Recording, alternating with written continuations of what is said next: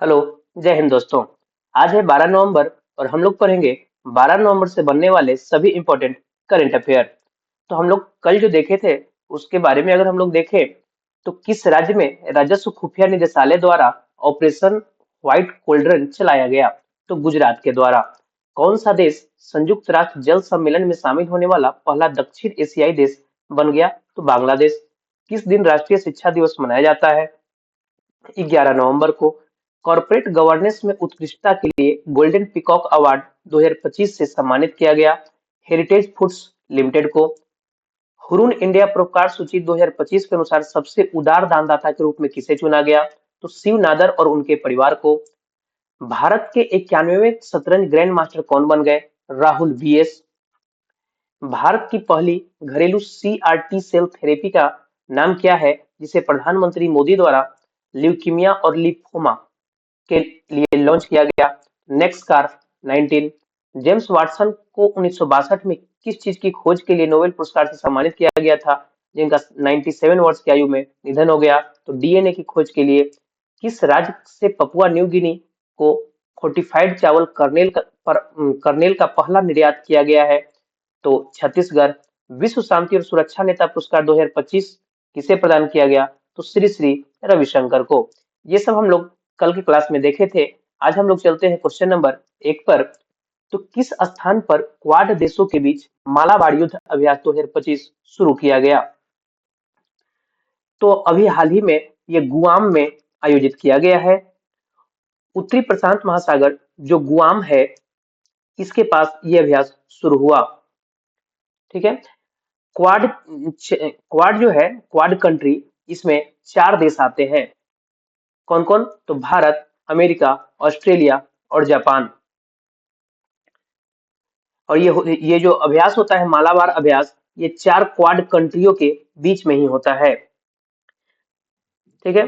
तो यहाँ से भारतीय नौसेना का जो युद्धपोत है आईएनएस सह्याद्री। कौन? आईएनएस सह्याद्री जो है ये भाग लिया था, इसमें शामिल हुआ था। इस अभ्यास का अगर उद्देश्य हम देखें तो हिंद प्रशांत क्षेत्र की समुद्री सुरक्षा सुनिश्चित करने में इसका योगदान देना इसका मुख्य उद्देश्य है। यहाँ से अगर युद्ध अभ्यास की हम लोग चर्चा करें प्रमुख युद्ध अभ्यास का तो सिलिनेक्स जो है भारत और श्रीलंका के बीच एक नौसैनिक अभ्यास है। जुलाई स्टॉर्म जो है इसको रूस ने होस्ट किया था। बोंगो सागर भारत और बांग्लादेश के बीच होता है। युद्ध अभ्यास अमेरिका और भारत के बीच। इंद्र युद्ध अभ्यास ये जो है भारत और रूस के बीच होता है। सूर्य किरण युद्ध अभ्यास भारत और नेपाल के बीच। टेलिस्मेन सेवर नामक सैन्य अभ्यास यूएसए और ऑस्ट्रेलिया के बीच होता है। उल्ची फ्रीडम सैन्य अभ्यास यूएसए और दक्षिण कोरिया। ब्राइट स्टार मिस्र यानी इजिप्ट और USA.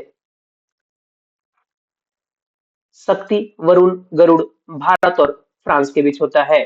Khan quest Mongolia Mongolia host किया। खान क्वेस्ट जो है मंगोलिया। और ये जो आपको अभ्यास मैत्री जो दिख रहा है ये क्या कहलाता है इसका इस बार जो आयोजन हुआ था यहाँ मेघालय के उमरोई में आयोजित किया गया है इसको। इसका 14वां संस्करण है। कैवा संस्करण? 14वां संस्करण जो कि भारत और थाईलैंड के बीच होता है। अगर ब्राइट स्टार की बात करें तो इसे इजिप्ट ने होस्ट किया और ये मिस्र और यूएसए के बीच होता है। जापान रूस ने होस्ट किया। सिन्यू मैत्री धर्म गार्जियन वीर गार्जियन जेमैक्स सब भारत और जापान के बीच होता है। संयुक्त अभ्यास टाइगर क्लॉ जो है ये भारत और यूएसए के बीच होता है। समुद्र शक्ति समुद्र शक्ति जो है आपका इंडोनेशिया और भारत के बीच। और पूर्वी प्रचंड प्रहार अभ्यास अरुणाचल प्रदेश इस बार होस्ट किया है। अगर हम क्वेश्चन नंबर 2 की बात करें तो किस राज्य में अनुवांशिक विकारों से निपटने के लिए भारत की पहली जनजातीय जीनोम परियोजना लॉन्च की गई? तो इसका आंसर हो जाएगा गुजरात। ऑप्शन डी इसका राइट आंसर है। भारत की पहली जनजातीय जीनोम परियोजना गुजरात में लॉन्च की गई है। इसका उद्देश्य अनुवांशिक विकारों की पहचान करना और जनजातीय समुदायों के लिए सटीक स्वास्थ्य सेवा को सक्षम बनाना है।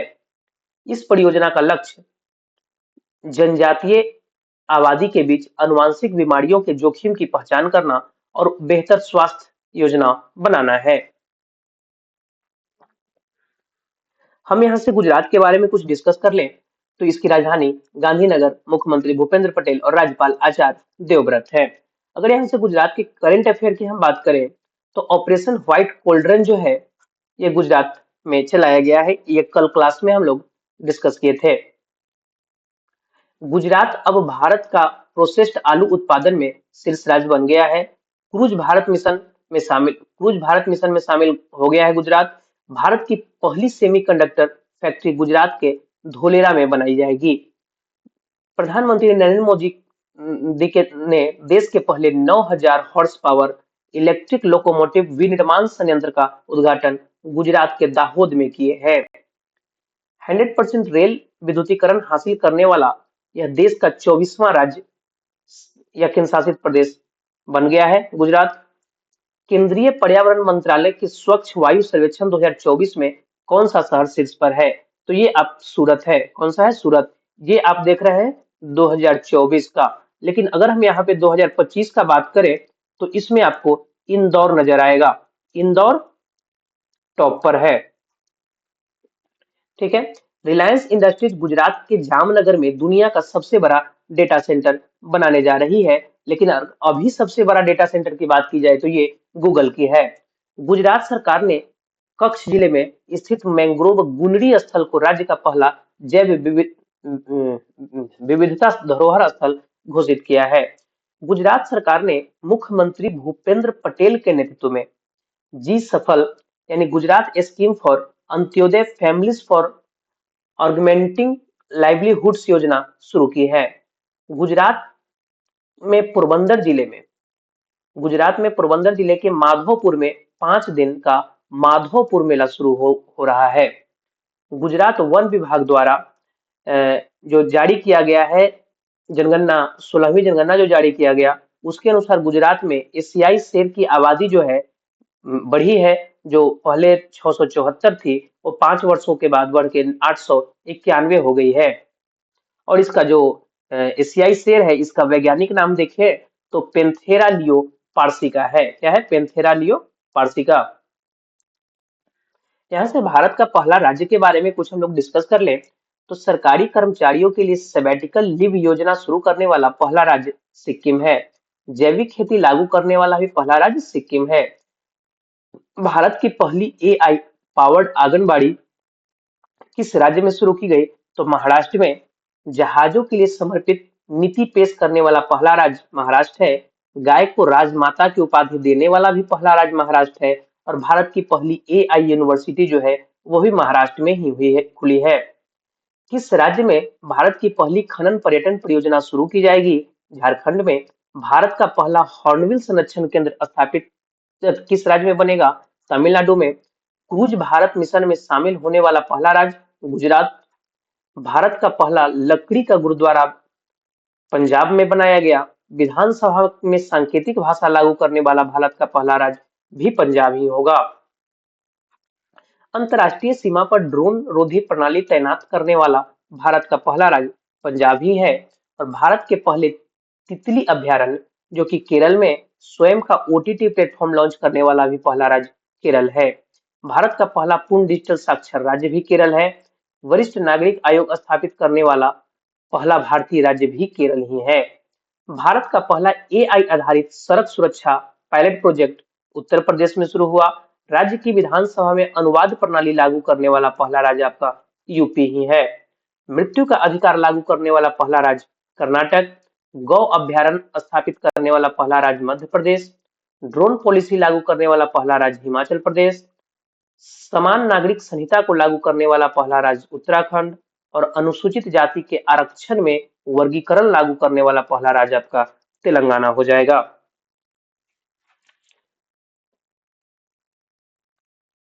क्वेश्चन नंबर 3 को देखें तो किस देश में 30वां संयुक्त राष्ट्र जलवायु परिवर्तन सम्मेलन यानी COP30 शुरू किया जाएगा? किया गया है या किया जाएगा? COP30 का मतलब हो गया कॉन्फ्रेंस ऑफ पार्टीज। क्या? ये जो COP30 लिखा हुआ है तो कॉन्फ्रेंस ऑफ पार्टीज। और पार्टीज का मतलब होता है यानी पार्टिसिपेट करने वाले देश। ठीक है, तो ये है COP30, ये हाल ही में अभी ब्राजील होस्ट कर रहा है। कौन कर रहा है? ब्राजील। तो यह सम्मेलन 10 नवंबर को शुरू होकर 21 नवंबर 2025 तक ब्राजील के बेलेम शहर में, कहा? ब्राजील के बेलेम शहर में चलेगा। अगर इसका हम महत्व की बात करें तो यह सम्मेलन अमेजन वर्षा वन के किनारे पर आयोजित हो रहा है, जिसका उद्देश्य जलवायु परिवर्तन के समाधान पर चर्चा करना और सख्त कार्रवाई पर जोर देना है। ठीक है, यहां से हम इवेंट और समिट पर थोड़ा अगर डिस्कस कर ले तो एससीओ समिट 2025 जो है चीन ने होस्ट किया। 28वीं यूनिवर्सल पोस्टल कांग्रेस यूएई, विश्व बैडमिंटन चैंपियनशिप भारत, 21वीं G20 समिट 2026 का आयोजन यूएसए, 51वां G7 शिखर सम्मेलन कनाडा, ग्लेशियरों के संरक्षण पर उच्च स्तरीय अंतर्राष्ट्रीय सम्मेलन दुशान्बे तजाकिस्तान, वेब्स नामक दुनिया का सबसे बड़ा एंटरटेनमेंट सम्मेलन मुंबई महाराष्ट्र, 150वें अंतर संसदीय संघ शिखर सम्मेलन Uzbekistan, COP30 Brazil, BIMSTEC 2025 Thailand, BRICS 2025 Brazil, विश्व आर्थिक मंच की 55वीं वार्षिक बैठक दावोस स्विट्जरलैंड में, सागरमाथा संवाद काठमांडू में, रायसीना डायलॉग 2025 न्यू दिल्ली, 8वां हिंद महासागर सम्मेलन मस्कट ओमान में, विज्ञान शिखर सम्मेलन न्यूयॉर्क अमेरिका, विश्व हरित अर्थव्यवस्था शिखर सम्मेलन दुबई में और 68वां राष्ट्रमंडल संसदीय सम्मेलन बारबाडोस में आयोजित होगा।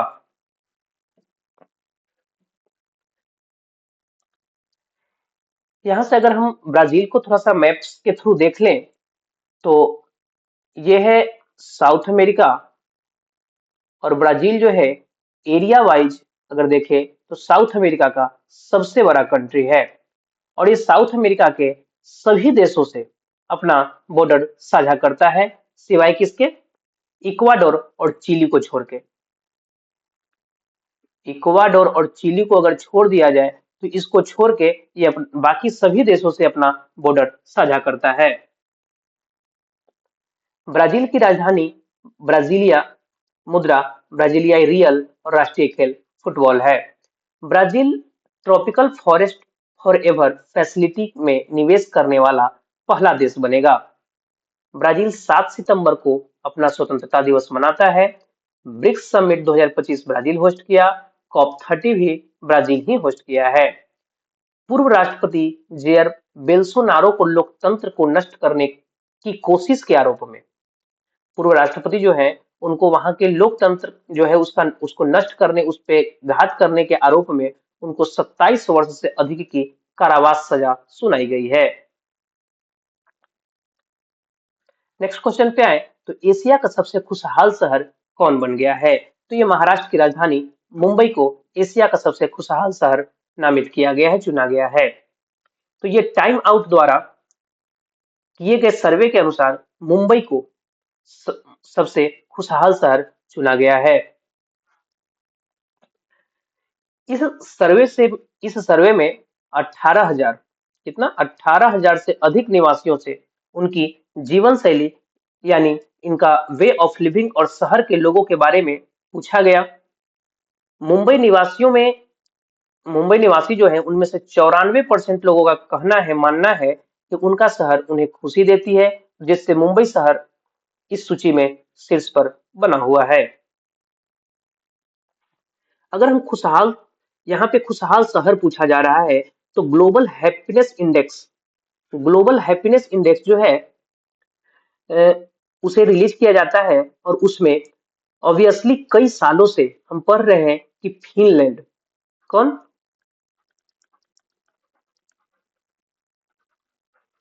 फिनलैंड जो है दुनिया का सबसे खुशहाल शहर है, और यहाँ एशिया का सबसे खुशहाल शहर मुंबई को बताया जा रहा है।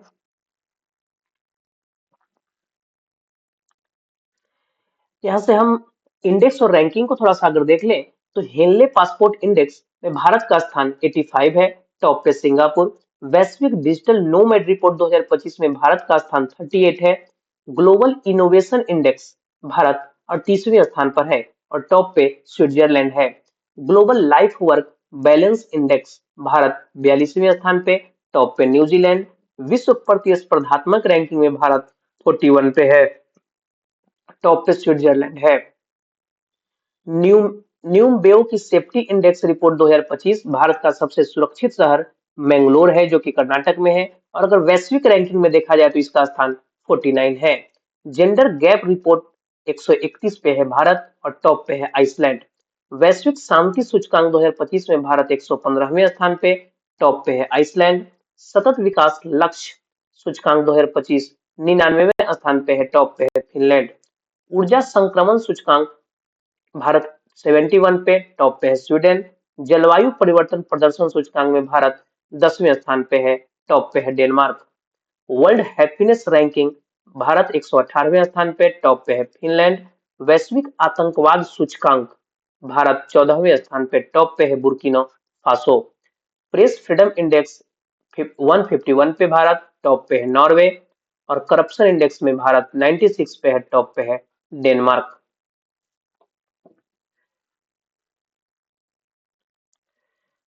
क्वेश्चन नंबर 5 को अगर देखें तो निम्न में से कौन इंटरनेशनल शूटिंग स्पोर्ट्स फेडरेशन विश्व चैंपियनशिप में पदक जीतने वाले पहले व्यक्तिगत भारतीय निशानेबाज बन गए हैं? तो आंसर इसका अनीस भानवाला, अनीस भानवाला हो जाएगा। ऑप्शन ए इसका राइट आंसर होगा। भारतीय निशानेबाज अनीस भानवाला ने काहिरा, काहिरा कहाँ है? इजिप्ट में। काहिरा में आयोजित आईएसएसएफ विश्व चैंपियनशिप 2025 में पुरुषों की 25 मीटर रैपिड फायर पिस्टल स्पर्धा में पदक जीतकर पदक जीतने वाले ये पहले भारतीय बने और व्यक्तिगत ये पदक जीतने वाले पहले निशानेबाज बन गए हैं।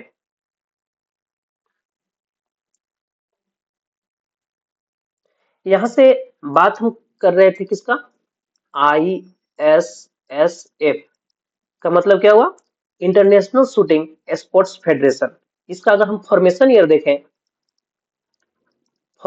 देखें तो कितना है? 1907। इसका जो हेड क्वार्टर है कहाँ है? म्यूनिख।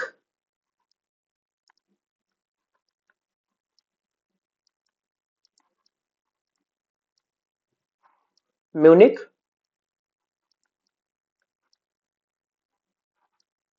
जर्मनी में। और इसके जो हेड है वो वर्तमान में कौन है? इसके हेड वर्तमान में कौन है? Luciano Rossi.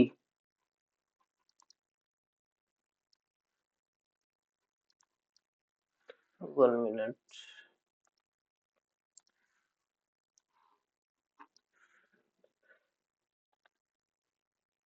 इसके हेड है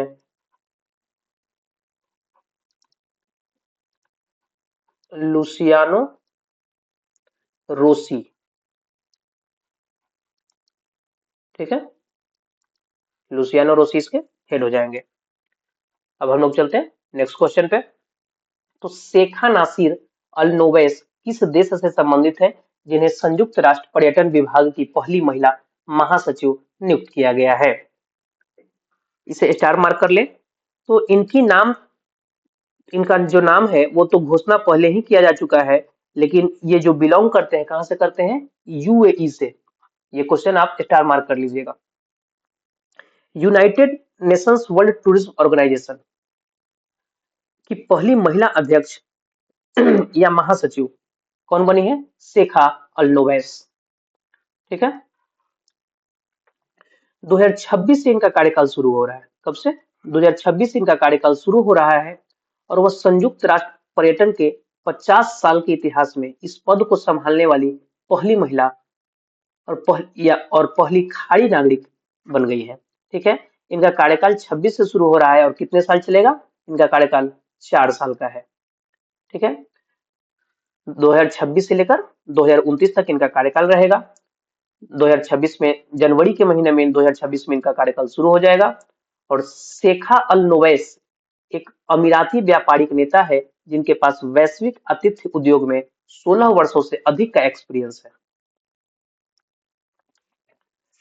ठीक है,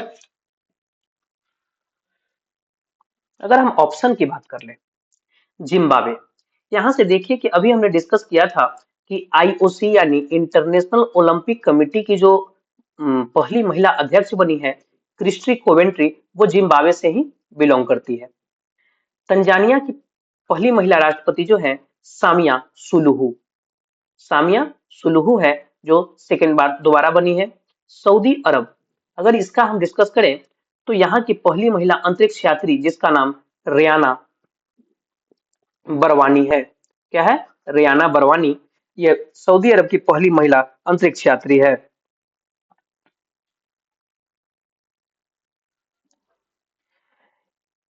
यहाँ से यूएई के बारे में अगर हम डिस्कस करें तो राजधानी अबू धाबी, मुद्रा संयुक्त अरब अमीरात दिरहम, प्रधानमंत्री मोहम्मद बिन राशिद अल मखतूम और राष्ट्रपति मोहम्मद बिन जायद अल नहयान हैं। 17th mains Asia cricket cup 2025 जो है यूएई ने होस्ट किया। दुनिया का पहला एआई सेफ रेस्टोरेंट दुबई में, उसका नाम क्या है? वूहू।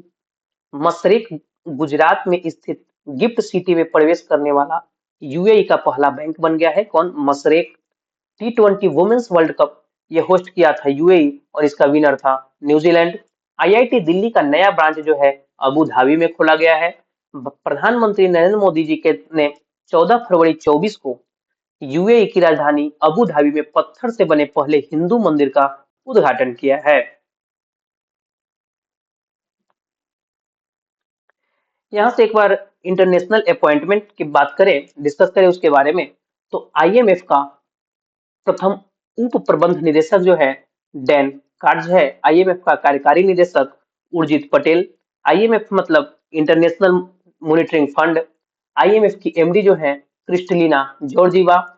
एआईआईबी का मतलब हो गया आपको एशियाई इंफ्रास्ट्रक्चर इन्वेस्टमेंट बैंक। इसके जो नए अध्यक्ष है जू जियाई। संयुक्त राष्ट्र महिला की कार्यकारी निदेशक जो है सीमा सामी बहौस।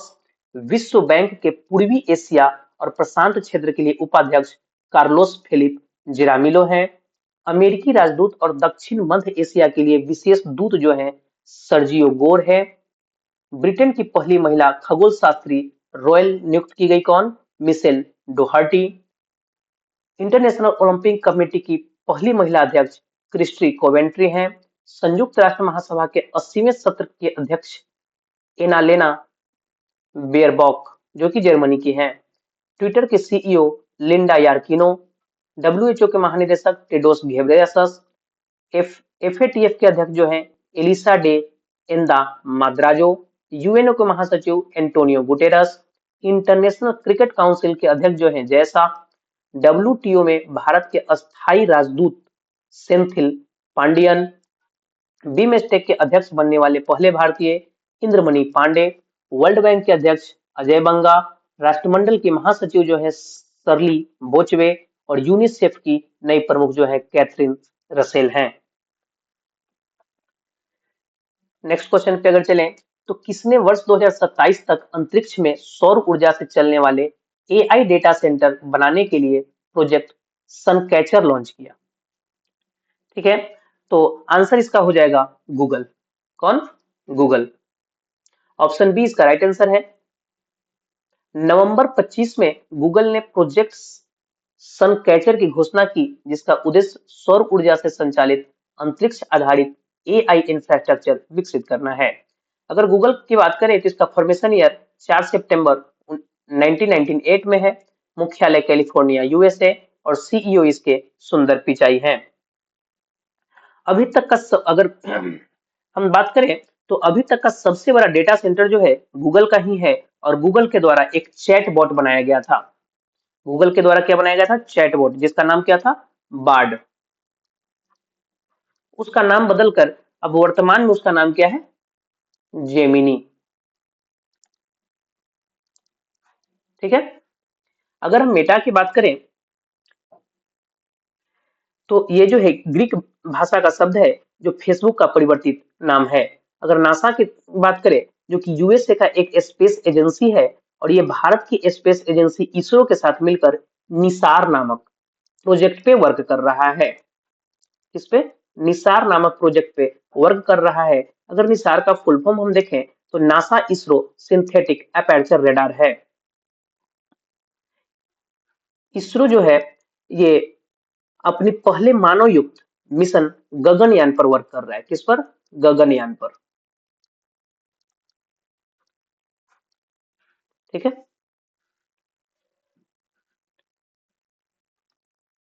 नेक्स्ट क्वेश्चन देखें तो 11 नवंबर 2025 को किस देश का 95वां स्वतंत्रता दिवस मनाया गया?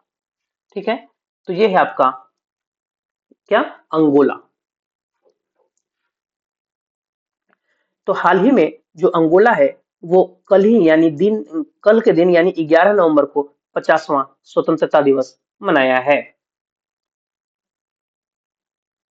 इसी तारीख को इसी तारीख को यानी 11 नवंबर को ही भारत में मौलाना अबुल कलाम आजाद की जयंती मनाई जाती है। न कि स्वतंत्रता, यहाँ स्वतंत्रता दिवस नहीं मनाई जाती है, यहाँ उनका जयंती मनाई जाती है। किनका? मौलाना अबुल कलाम आजाद का।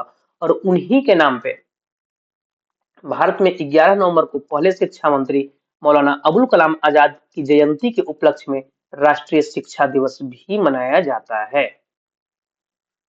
ठीक है। यहाँ से अंगोला को मैप के थ्रू देखें तो ये जो अंगोला है ये अफ्रीकी कंट्री है। ठीक है, अफ्रीकी कंट्री है अंगोला, जो अटलांटिक ओशियन से बॉर्डर साझा करता है। अंगोला की राजधानी लुआंडा, आधिकारिक भाषा पुर्तगाली, मुद्रा अंगोलन क्वांजा और राष्ट्रपति जोआओ लोरेंको है। नेक्स्ट क्वेश्चन हम लोग देखें तो किस स्थान पर वाटरशेड महोत्सव पर 2 दिवसीय राष्ट्रीय सम्मेलन आयोजित किया गया है? तो आंसर इसका हो जाएगा आंध्र प्रदेश। ऑप्शन डी इसका राइट आंसर होगा।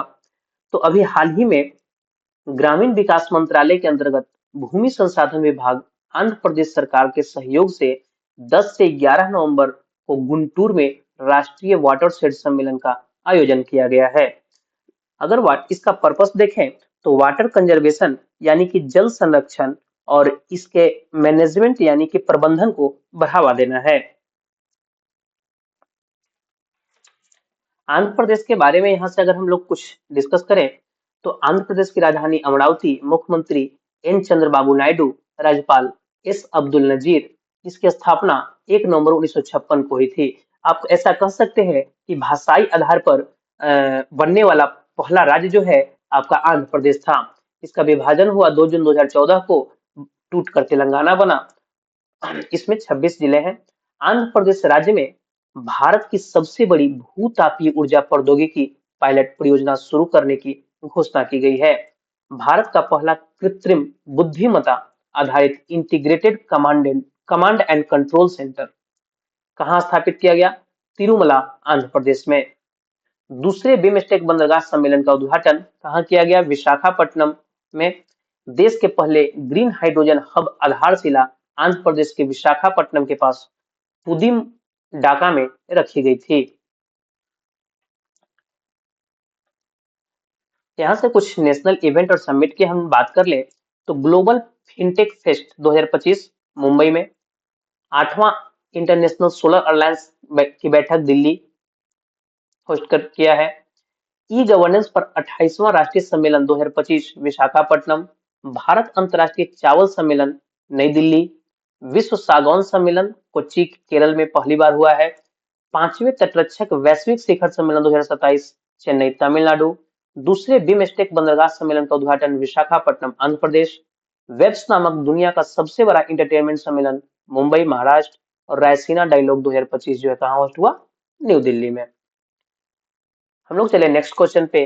तो राजधानी दिल्ली में किस स्थान पर विस्फोटक के बाद 12 लोगों की मौत हो गई है? इसका आंसर होगा लाल किला। यानी दिल्ली के लाल किला के सामने कार ब्लास्ट जो हुआ उसमें कल जो न्यूज आया था उसमें आया था कि 8 लोगों की मृत्यु हुई है। और अभी तक यानी जब हम क्लास रिकॉर्ड कर रहे हैं इस समय तक दिल्ली पुलिस के द्वारा यह रिपोर्ट दिया गया है कि मरने वालों की संख्या बढ़कर 8 से 12 हो गई है। दिल्ली पुलिस ने इस घातक विस्फोट के सिलसिले में गैर कानूनी गतिविधियां और विस्फोटक अधिनियम के तहत एक प्राथमिकी दर्ज की है और दिल्ली पुलिस कई जगहों पर छापेमारी कर रही है।